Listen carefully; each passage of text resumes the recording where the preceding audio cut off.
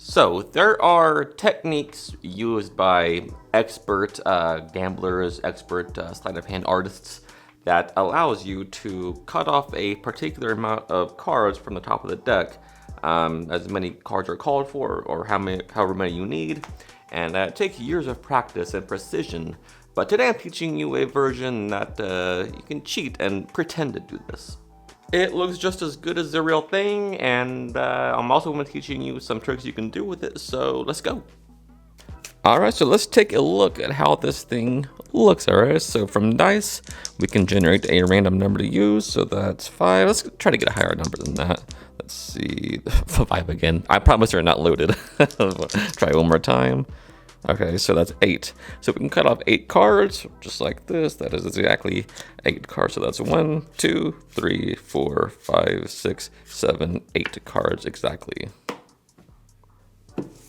Alright, so here is how this works. Alright, so it's a total bluff, and it's actually pretty easy. Alright, so what's gonna happen is our number was 8, so we'll just use 8 again. What we're gonna do is legit try to cut off 8 cards. You estimate 8 cards, and the key is you want to estimate at least 1 or 2 cards above 8 cards. All right, so it's a good thing to practice that at first before we try to do this. But it doesn't have to be exactly 8 cards. All right, it can be something like this. All right, so but they'll never see the thickness because your hand practically hides everything. All right, so you estimate maybe 9 or 10 cards or something like that. 1 or 2 cards above the target number. All right, so in this case 8. You want to try to cut off around 8 cards, maybe this many or so. I have no idea how many cards this is, but we're gonna make it look like 8. See, this is actually 1, 2, 3, 4, 5, 6, 7, 8, 9, 10, 11, 12, 13. 13 cards, we can make it look like 8 cards, and here is how. So when you cut them off, you want to turn your body so the back of your hand is facing towards their face, all right? So I'm left-handed, so I turn to the right. If you're right-handed, you turn to the left, all right? So in the case, the back of your hand is covering the cards, all right? So the reason for that is because when you cut them off, you want to side jaw with the bottom card, all right? So what you're gonna do is just come over, and immediately when you put them in your hand, just side jog that card as you put them in your hand, all right? So there is no fumbling around, because as soon as you put them in your hand, that gets side jogged like this, all right? So it's not a big side jog. It's maybe an inch or so, a half inch or so, I don't know. But the hand hides everything, all right? So what's going to happen is you're going to count cards up to the number before the target number, like this. So in our case right now, our target number is 8, so we're going to count 7 cards like this. All right, so this is exposed to you. This is what's happening. I'm trying to expose it as much as I can here. All right, so you're going to do 1, 2, and by the way, you're just holding the cards above like this in Villa grip. All right, so your fingers are in front, thumb is at the back like this. All right, so I'm just holding it like this so I can expose it for you. All right, so with your thumb, you're going to come over and peel off the top card as 1, and it'll, put it in your hand in dealing position. So that's 1, 2, 3, 4, 5, 6, and on 7, you just clamp down the whole packet, the remaining cards on top of there. So on 7, you'll do 7. That's the entire packet going on. Now like this, you just squeeze down and take away that card. So that's 7, that's 7, and then you have 1 card left, so that'll be the target number 8. So you just snap it when you say 8, and that is how you do it. So once again, fully exposed, let's say our number in this case is 12, all right? So again, estimate 1 or 2 cards above 12, so I'm trying to get at least 13 to 15 cards, all right? So maybe something like this will do, like this, and we can make this look like 12. I don't know how many cards this is, but it can be 12, all right? So again, you pick it up, take these fingers, use it to side jog the card like this. That hides everything. So we go, in our case, we need to remember 11, the number just before the target. So that's 1, 2, 3, 4, 5, 6, 7, 8, 9, 10, 11. Take the whole packet, 11, 12. Now, obviously, from the front and from looking in this direction, it looks terrible. So that's why we turn our body and our back of the hand faces their eyes. All right, so again, the number is 12. Come over, do your estimation, and then as you put them in your hand, do this, and then you're set to count 12 cards. So that's 1, 2, 3, 4, 5, 6, 7, 8, 9, 10, 11, 12 cards. And you don't want to like pause. You want to practice this enough to where you can do it smoothly, so there's no pause or like fumbling when you get to that last packet. All right, so you want to make everything look the same. All right, so there can't be any pause or hesitation. So practice that enough to where you can get it down smoothly, and you have a banger of a technique. And don't be put off by dealing that whole packet into your hand, because your hands are constantly in motion, and they're never going to see the difference between that thick packet and just counting cards. Because, I mean, they're not going to think, oh yeah, he just side jogged the bottom card and he dealt the whole packet. Nobody's going to think that, all right? So everything looks natural, everything looks smooth, everything looks exactly the same. And even I'm doing this for you on camera and exposing it for you, and you're looking directly at the center of the screen. And so in a real life situation, you know, you can get away with pretty much anything, all right? So here's a trick you can do using this technique. Normally with these types of tricks, because there's a few different variations on it, you would normally need, to have a bridge in the cards. And I've had a technique like that before by Larry Jennings, or sometimes you can get a crimp, or something like that, some kind of thing in the deck. But with this technique, you can do this trick impromptu with a borrowed deck. All right, so for this trick, we have a card selected and controlled to the bottom of the deck any way you like. So let's just say our selection has been controlled to the bottom, and it's the 5 of spades, our selection. So you can keep it there using a slip shuffle like this, keep it there with the slip shuffle just to let them think that the card is lost. And then you're going to have them name a number, and you say, just to keep it interesting, name a number, go for somewhere in the middle, maybe 10 to 20, because too high of a number takes too long, and too small of a number is not impressive enough. All right, so just a sweet spot between maybe 10 and 20 works just fine. All right, so what's going to happen, let's just say they name 14. All right, so what's going to happen is you want to estimate off the bottom this time 14 cards. All right, so with your thumb, just pop off what you think is close to 14, all right? So maybe that many right there looks pretty good. So you just do that, you just riff off the bottom like this so they can't really see what's happening like this. Now you apparently produce a packet from the middle of the deck. And the speed looks like this. So from the middle of the deck, we'll take 14 cards like this. But this packet did not come from the middle, it came from the bottom, and this is how it's done, all right? So you have your thumb break above the estimated 14 cards in this case. So what's going to happen, and this is exposed slow motion, you're going to swing cut over about half the cards above that break into your hand like this. Now as you go to put these on top, you actually move forward and drop that packet that's above the break, owl jog like this. You keep it there like this with your finger and your thumb.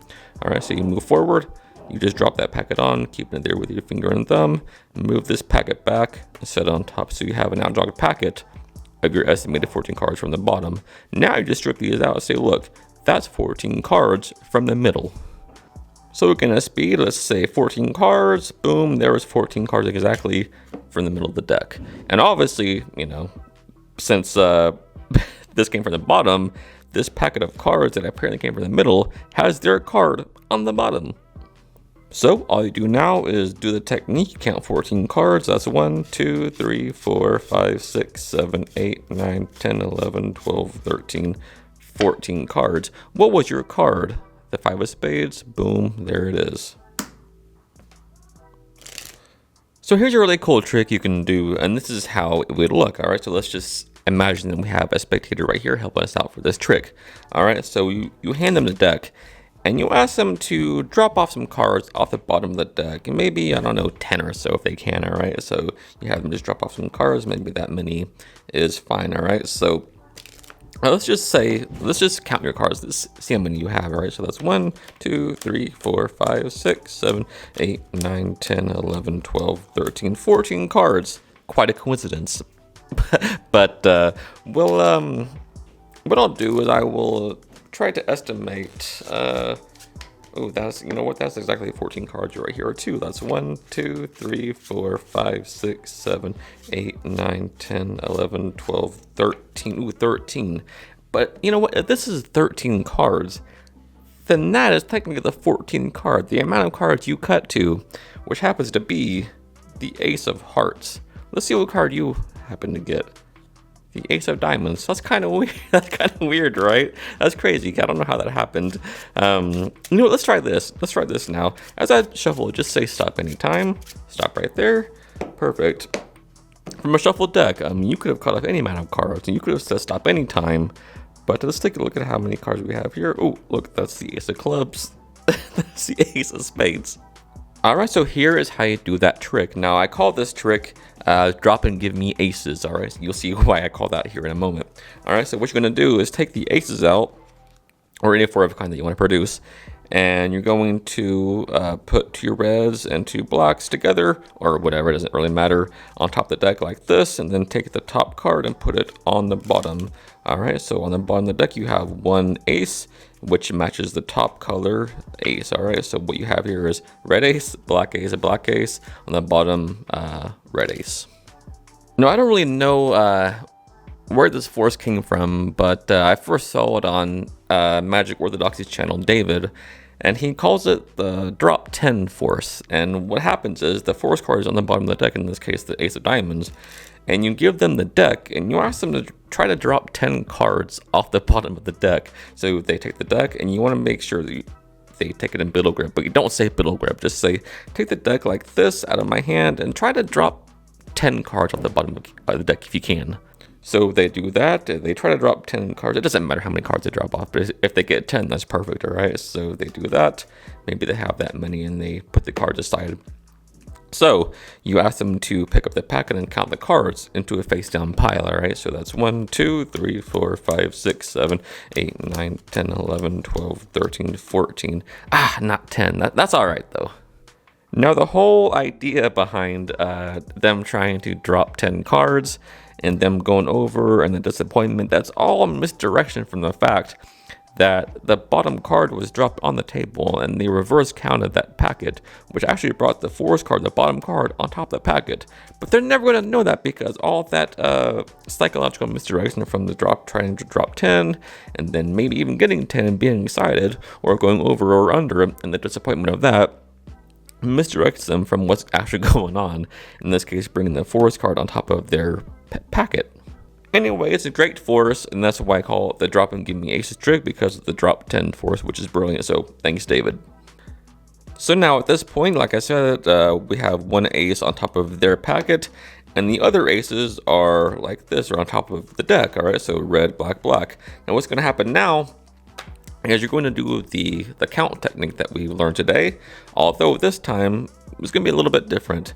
What you're going to do instead is do a slip cut like this. So you do your estimate, that was 14 cards. So you do your estimate off the top like this, and you do a slip cut, all right? So you want to turn this to the side or maybe up like this so they can't see that slip cut happening. But basically all you're doing is holding your thumb on top of the deck, and as you cut this packet down, you're just holding that top card in place so it becomes the top card of the deck like this, and you just set that down. So, excuse me. At speed, you have your estimated 14 card packet, and you just do this and then drop it down. So on top of this deck down here, you have a red ace. Now with this estimated packet, you just do the technique. All right, so a little different this time though. What we're going to do is count 2 less from the target number, right? So in this case, it'll be 12, all right? So you do the packet deal on number 12, all right? So this is why. So you do the technique for 12. 1, 2, 3, 4, 5, 6, 7, 8, 9, 10, 11, 12. And so you click on 13. And the reason for this is because, look, ooh, that's 13, but you had a 14. But technically, that's the 14th card down. And they say, look, let's just take a look at what this 14th card is. The number you cut off is 14. Let's take a look at your card. And they turn it over, and it's the other red ace, which is a quite shocker, right? It's a crazy trick. Because how did they cut off 14 cards and get to an ace, and you cut off exactly 14 cards and get to a red ace? It's crazy. It's impossible. You can't explain it. And so while they're reacting to this, you just take this main deck and put it on top of this little packet, because what happens now, because of the count, you have 2 black aces on the bottom of this packet, all right? So you pick up the main deck and just slap it on top. And while they're freaking out, you just do a face-up overhand shuffle like this. Just run these 2 aces like this, but obviously you hide it like this. Just do 1, 2. So we have 2 aces right here, and just shuffle off normally. All right, so that brings those to the top. Now, just casually after after the earthquake that just happened, see, like, let's just try this, and you sort of treat it like an afterthought or like a different trick. All right, so let's just try this. Just say stop by that shuffle, and what I've done there is a slip shuffle, guys. All right, so you have 2 aces right here on top. So what you're gonna do is a slip shuffle like this. Keep your fingers there on that card as you lift up about half the deck.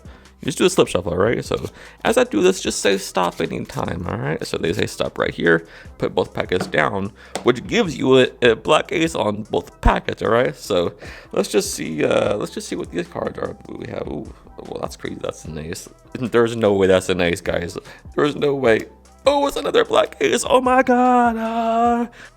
So this drop and give me aces trick is a new trick that I was going to put in my new book that I'm currently writing. All right, but I thought, you know what, screw it, I'll just give it to you guys because I think you'll enjoy it. All right, so that'll do it for today's video. Thank you so much for your time. I really appreciate all you do for this channel, liking, commenting, subscribing. It really means a lot to me. So till next time, happy practicing. I love you guys.